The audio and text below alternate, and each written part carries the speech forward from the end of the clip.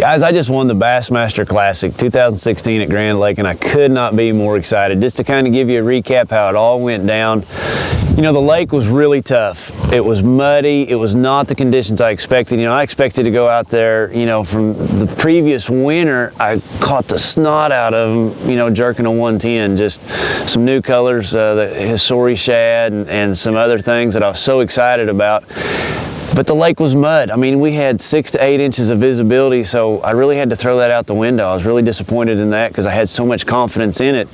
And, you know, I started throwing the Megabass flap slap immediately right in practice because those fish were shallow. It's a bait I have a lot of confidence in cold, muddy water. And we started out with 44 degrees, and you know, my first bite was like a 4-pounder, and you know, every day I'd get 5 to 6 bites, and they'd all be really big ones, and all of them would come on the paws. Those fish were relating to the sides of pockets, going into the very back. And what I think happened, you know, I think every time the full moon is there, I don't care if it's January, February, and the water's really cold, fish go shallow, just from the draw of the full moon. They're not up there to spawn, but they're shallow. And when practice started out, the bite was really good shallow for great big fish, and it were in the backs of the pockets, kind of places you'd suspect them to almost be spawning. You know, the last channel swing, the last little deep water next to, you know, when I say deep water, you know, 4, 5, 6 feet in the back of a pocket. That's where those fish were for the most part. A couple other fish were real flat, you know, points that had brush on them. I had a couple different areas there that I could catch them and kind of duplicate through practice. And you know, the whole thing about this flap slap is it's a bigger bait, yet it's a finesse bait. So many finesse crankbaits out there, to such a small body.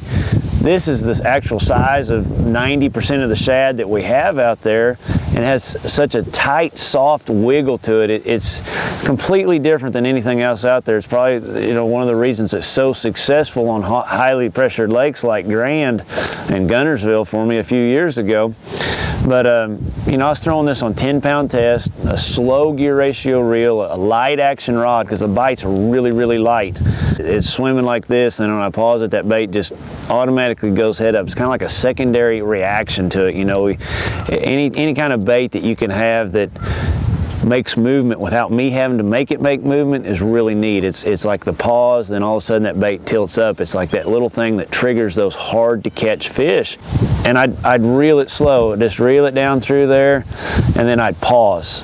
You know, I'd let that nose float up, and then I'd sweep my rod, pause it again, and if I hadn't had a bite, just reel it some more, pause, sweep the rod, pause, then keep reeling. You know, in the fall when I throw this bait, it's a speed deal. I reel it fast, but in the early late winter, early spring, it's a real slow presentation. That's how it was. It was.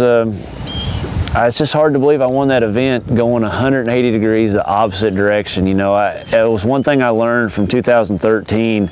I was so tied into doing what I thought I needed to do, where I wanted to do it. I didn't let the fish tell me where I needed to be, and I swore this time I wasn't going to let that happen, that I was going to fish this lake like I approach all my other lakes on the Elite Trail as a brand new lake and really look at it. So it was exciting to win. I don't know what else to say about it. It was over the top. It was like no other feeling I've ever had, and you know, great baits like this, you know, all make it possible. It was exciting. I don't know what else to say.